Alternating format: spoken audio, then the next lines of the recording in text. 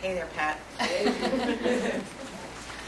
I no longer work at the council, but I worked at the council for 5 years, and I had a horrendous commute. It was 2 hours, if conditions were at their best, on the New York State Thruway. And I just wrote this little story when Robin sent out the emails asking for requests. I wrote this little story, just one of my, it was really, I gotta say, it was really difficult, just like everyone has said before. I don't want to belabor it, but there's just so many different angles to take this from.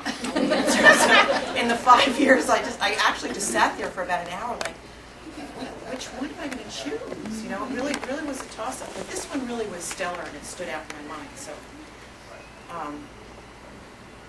I wrote this little vignette about that. If you don't want to know the weather, if you want to know the weather, ask her.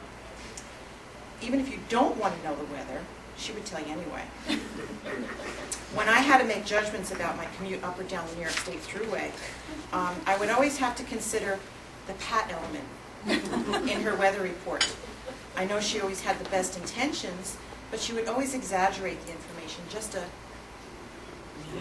wee bit, just a little bit.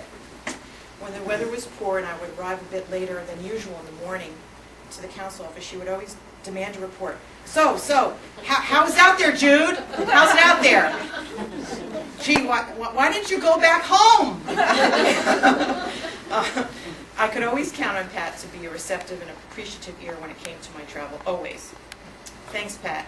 You made my trip a bit easier. Now, if I could only put you in a little box and take you on my commute to New York City with me, you could assist me with my current commute, which is a whole different kettle of fish. If you're looking for a consulting job, you know, let's just call you the meteorology consultant of New York State. Thanks.